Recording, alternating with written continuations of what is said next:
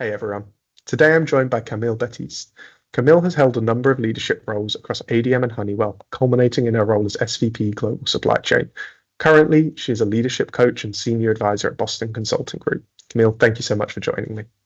Hi, Sam. Great to be here. I guess a good place to start. Could you just tell me a little bit about yourself and your career journey? Sure. So the first thing I'll share is that I am Jamaican. I came to the US to go to college and ended up staying because I married an American man. I tell him all the time, he's the only reason that I'm here in the US. But I majored in chemical engineering and economics in school, started my career in manufacturing, but quickly got bitten by the procurement bug. I just got exposed to procurement early and just really loved it. And just took on roles of, as they say, increasing responsibility in procurement. So at Honeywell, I led elements of indirect procurement, and then a functional excellence role, which I absolutely loved and was pivotal in my career. And then moved over to Honeywell Aerospace, where I had procurement roles as well, and indirect and direct. And then I moved to ADM to do procurement and ultimately broader supply chain roles. Look, could you tell me, early in your career, what was some of the most important advice that you yourself were given by mentors that was most impactful to you? Yeah. My answers are quite tactical here. And one of them was actually just a blind spot that I had. I had a boss. This is when I skipped the part where I helped to implement SAP, and my boss there, I was going to train people. And I was preparing everything, I had all my slides and everything. And right before I left to go to the airport, he said, "Camille, slow down." And I was like, "What do you mean? What do you mean?" Top of that, he's like, "Yes." just bring it down a notch. You're going to be explaining things to people. You understand it, but people are hearing it for the first time. And actually, I've had that voice in my head many times when I had this tendency to just go really fast, to slow down, to think, to consider the audience in communication. So that's one very tactical one. But the reason I bring it up is that that was just a blind spot. I was very aware of my areas of opportunity and my areas for growth, but that was one that he just quickly shared with me that I didn't see. But another one is to be authentic. And there's this whole message about bringing your whole self to work. And for most of my career, I tried to separate personal and work. And so I remember once I was a new manager, and I must have been really tough because I remember that whenever I was having annual reviews, my standard process was to have a box of Kleenex on the table. In hindsight, why did I need to have tissues? Like I expected tears, which is not good. So, lesson learned there. But one person said to me, I hear you talk about a family, but I don't see any pictures. I see zero evidence that you actually have one. You're in the office first thing in the morning, you work late at night. Are you sure you have a family?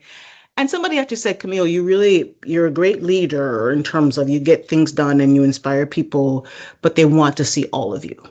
And so I had to sort of break that down and start to just be more personable, join the social events that I didn't used to join. So I learned that to sort of bring my whole person to work, and that turned out to be really good advice. Oh, amazing. I think it's really valuable, especially you can get so caught up in the day-to-day of doing the job and executing and trying to do so many things at once that sometimes that authenticity and just being yourself and building those relationships, yeah, there's a lot of value in that. No, amazing. I'm curious, you mentioned earlier, obviously you came up through the procurement, ranks, and you worked your way through that with Honeywell. In your ultimate role when you were leading global supply chain at ADM, obviously an enormous global supply chain, how do you feel those procurement foundations supported as you stepped into that global supply chain leadership role? So what's interesting? So when I moved to ADM, it was to lead procurement. And to give you a little bit of background of ADM, I think of it similar to maybe oil companies. There is the procurement of the core, which is, in ADM, it's the core commodities, and there's an entire business around that. And then the procurement organization is everything else. I wouldn't call it indirect because there's quite a bit of direct there, but it is significant. So that was the role. I just want to be sure that people don't think that it's all of ADM. What you learn after a certain level in leadership, and maybe for me that was to get to that level of leading an entire procurement organization, you recognize that the skills that are required for leadership are transferable everywhere else. There's a basic knowledge that you need to have, but you don't need to be an expert in demand forecasting to be able to lead a demand forecaster, right? And so that's what I took into the new role. However, since procurement is a critical element of the end-to-end supply chain, that knowledge was incredibly helpful because we were sourcing globally and we were already working on supply chain topics as a procurement function. Sometimes we were doing it on our own because it didn't exist outside of procurement, and sometimes it did, and we were working with others. So we were already involved. So part of what I've learned in my leadership journey, it's always about what do I bring to the table and what can I learn? And that's, people ask me, how do I choose a new role? I think about those things. Do I bring some knowledge, which procurement certainly brings critical knowledge to the broader supply chain space, but we also have something to learn. So I think that's how I thought about kind of taking that procurement base and applying it elsewhere. I feel like while I didn't do this, I could have applied that procurement base to sales. And how valuable would that be to be on the other side and know how procurement people think? So that's really the knowledge is saying, building what does it take to be a good leader and recognizing that those skills can be applied anywhere. I think especially at that scale, when you've got an organization of such complexity, and I don't even know what the headcount would have looked like, but I imagine it wasn't small. It was large. The leadership capabilities are so critical that, yeah, whether it's procurement, supply chain, or potentially another function, there is some transferability there. I like to ask people this question, and I think it's a hard one to answer, but when we look at supply chain and procurement, the function has changed and is continuing to change at a pretty breakneck pace. In your opinion, what skills, what things should people be focusing on right now in terms of their own development to keep up with that and to be the chief supply chain officer of the future 10 years from now? I think about three things when it comes to talent development and how to think about developing your own skills and how to think about developing the skills of your team. The first one is about people. And no matter what happens with technology in the future, and we'll go to technology in a moment, but no matter what happens, work is always going to be centered around human beings. And so all of the skills that are needed to communicate effectively, to be authentic, to lead with care, to listen appropriately, all of those skills are critical, and especially in supply chain roles where you're touching everybody. It's one of the few functions in an organization that is so integral. It's like the heart of the business. So you need to have the skills to be able to understand the needs of all the stakeholders. Not only do you touch everybody, you are in service to everybody. So that must be in place. If you want to be successful in supply chain, you must be able to communicate effectively and really build those people skills. The second one is technology. And so whether it's AI or all things digital, being in touch with the latest technology that helps to enable your work is always going to be beneficial, because supply chain skills are not, back in the olden days, technology was getting away from keying in information. That is zero value to anybody. The value comes from taking the information and being able to apply it in a way that's effective to create change in a business. So leveraging technology, whatever it is, to be able to move faster, right? Faster, cheaper, better. And then the third is becoming a student of the business in which you operate. And sometimes too, we can get, especially in procurement, we would get so bogged down in procurement metrics and the dollar savings and the price, we sometimes lose sight of why are we doing this? And sometimes we realize that when we take a step back to understand why we're doing this, we recognize that the value that we're creating is actually not what we thought it was. Maybe your customer doesn't actually want the lowest price. What they want is a supplier who's going to get them what they need faster. And they may not be, they may be the most expensive, but faster creates more value for the overall business. So understanding how your business works, what the drivers are, what the strategy is, and aligning what we do in supply chain to get there, that needs to be top of mind. So if you can cover those three things, understanding people, driving and leveraging the latest technology to enable the work that we do, and making that an integral part of how the business operates, those three things will take you far.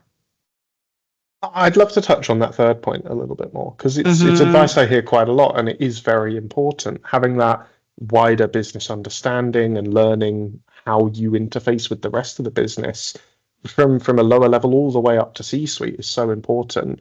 What advice would you give to people in terms of practically how to approach that, whether that be cross-functional projects or asking for mentorship?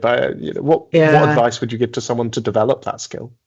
Okay, so I'll start with really understanding the strategy of the company. So a lot of large companies will have annual or a quarterly town hall where they talk about here's the direction of the company. So really getting a handle on that.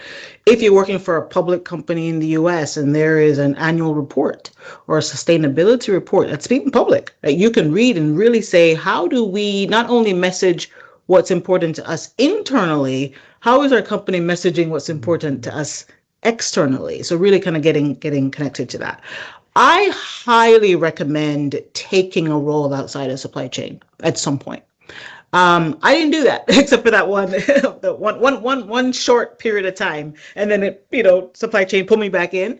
But I think doing the work where you're actually seeing the output of supply chain gives you a whole different perspective on what to expect and how to better serve the business that way. So if you can take an opportunity to work in a different function, or stay in supply chain but work in a different business. So if you don't work for a large company, have different business units, trying to have roles in different ones gives you a sense of what are the questions that are asked. How do we really, move forward in each one of these businesses?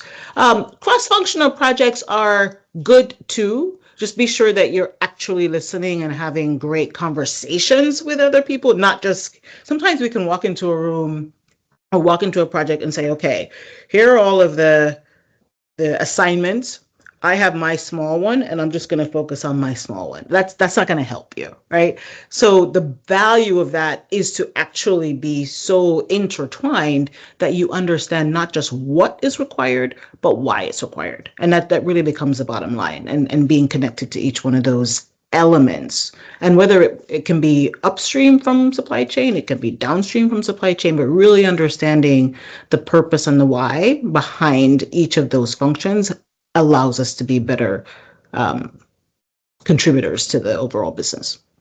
Brilliant. No, thank you. I think it's something a lot of supply chain professionals are sometimes a little bit sort of scared to take that leap outside of supply chain. But I say this to people quite a lot. It's not uncommon nowadays to hear when we're speaking about hiring senior supply chain leaders, have they spent a few years in a commercial role? Have they spent time as a general manager?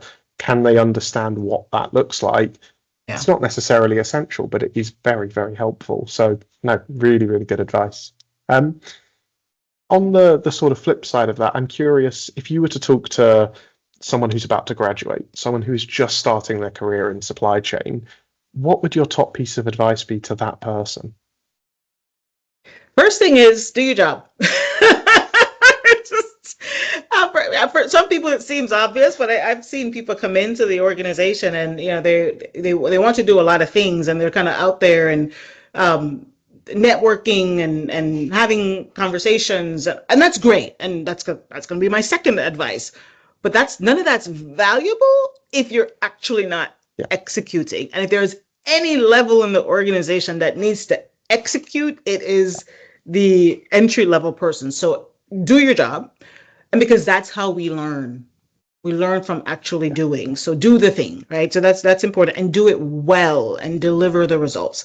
The second one is, as you are in the organization, it's important to, even at the early stages, connect what you do to the value that you bring to the organization. And every one of us needs to be able to, even at this level, take a look at let's say the income statement of the business, if that's where you play, and be able to say the work that I do contributes here, right? So if you're in sales, it contributes to the revenue. If it's procurement, it contributes to the cost of goods sold. You should be able to tie that in, so that when you do the second thing that I will suggest you do, which is networking, you can connect what you're doing to each of the people that you're networking with.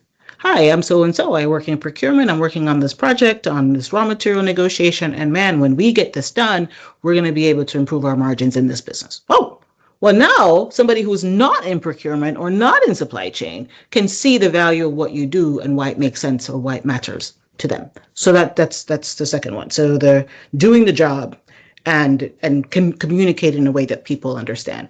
And then the third is to find mentors. And try to do that as early as you can. Your first mentor is your boss, honestly, and building that relationship with that person can be instrumental. I've seen so many people who look back at their career and remember with fondness their first boss, right? And listen to what that person has to say, but also build your network around your boss. Find people in other functions. They don't have to be formal mentors, but people that you talk to, people who know your name. Ensure that people know you, and you can just ask them questions as you go along. You don't have to have, this is my official mentor that I meet with at, some frequency. Being that open mind, right, and asking a lot of questions makes you a valuable mentee for people who want to share their knowledge. Brilliant. No, thank you. Great advice. And on the other side of that, I always like to ask people, if you were to talk to a vice president, someone that's one step away from the chief supply chain officer job, what would your top piece of advice to that person be? So, run. It's interesting that there's a lot of things when from the outside looking in, sometimes roles can seem very glamorous. Or, oh, they travel around the world and they sit in the executive meetings and they talk with the board, and it's wonderful. And it is. But there's a price to be paid, right? It is tremendously stressful because the larger your organization, you have a lot of people that are depending on you to make the right decisions, to make good decisions. So just be prepared that your impact, with great power comes great responsibility. That is very true when you have these roles. And even just time. So, when you're in the executive suite, you're in the executive suite for a long period of time, and then you have to come lead your team, and then you have work to do. And so just the overall stress is something that you should be prepared for. And I would encourage people to be prepared mentally, emotionally, and physically for that stress. So for me, when I was in that role, it was so important for me to exercise on a daily basis, and I pray. So prayer on a daily basis, and then preparing mentally, right? So that was critical for me to be able to be an effective leader coming in. When you're in that boardroom, though, when I say the boardroom, the C-suite room, it's also important to recognize that when you are there, you are not there as the chief supply chain officer. You are there as a leader of this enterprise. And so making your voice, yes, you bring that chief supply chain officer perspective to a discussion, but you are an active voice in all discussions. So if they're discussing a potential acquisition, they don't feel like, oh, well, I'm not the acquisition guy, I can't speak. No, you bring what you know to the discussion. So you have to be an enterprise thinker. So to to be prepared for the chief job is to be an enterprise thinker even before you get there. So that's the other one. And then again, understanding the overall strategy of the business and bringing your team to bear. The second thing I think is important is always be developing your organization, right? So in order, and supply chain organizations tend to be quite large. So as you're moving up in your role and progressing through the org, be sure that you're developing the next generation behind you, because supply chain is such a diverse space that really it should be an exporter of talent. So, and that way, what you're doing is you're seeding the rest of the organization with supply chain knowledge, right? So when you have that role, now you have people across the organization who can understand how to bring in supply chain elements into key decisions, so that when you are leading, you're not on your own. You actually have supply chain experts that are seated across. And who knows, maybe some of your peers would have been part of supply chain at some point if we do it right. I think that's a brilliant answer. No, look, thank you so much. There's some really, really good advice in there, and really, really good sort of gems of wisdom, I think. So I appreciate you taking the time. Thank you very much. Thank you, Sam.